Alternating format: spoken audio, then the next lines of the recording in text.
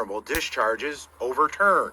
He claims most applicants hired got on the wrong side of agency politics. If you go back to the totality of a lot of these officers' stuff, I would say 75%, if not more, they're being retaliated against from their agency. Down a division that works here in Harris County after Jeremy Rogowski questioned whether it's legal. Coffee City, Texas, a dot on the map with barely 250 residents, has a police force of 50 officers. But is it all above board? The Warrant Division is a performance-based division, and officers' pay is based on the failure to appears they collect. They're basically bounty hunters in a way. Freeman says that amounts to a commission for collecting fines. It doesn't make any sense.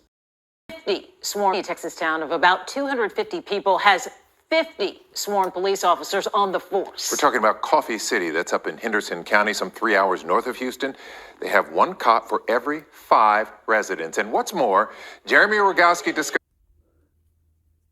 over probably like 65% of these officers that are in this town, of these 50 officers, out of all of them, they are Brady List officers. Lake Palestine, some 3 hours north of Houston, this dot on the map has quite a reputation among those who drive through. They're everywhere. Literally everywhere. They run back and forth. Back and forth. A lot of officers policing a very small number of people. Only 249 people, says the sign on the edge of town. And when you add up all the full-time cops and reserves, 50 officers. Good Lord, that's crazy. If it's such a small town, why do we need so many?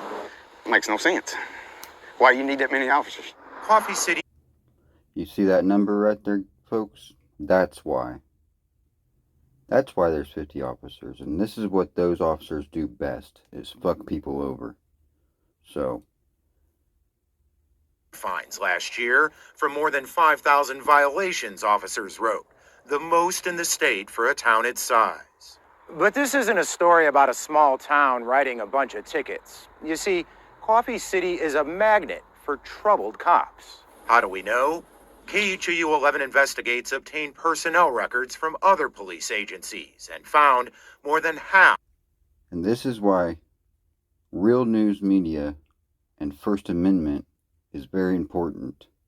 These guys get paid to investigate, report, and, expose stories. This is why we have that amendment. This is what it does for everyone. Demoted, terminated, or dishonorably discharged from their previous jobs. A dozen were even criminally charged. I was astounded to think that they've been hired by another agency. Greg Freeman is a Sam Houston State criminal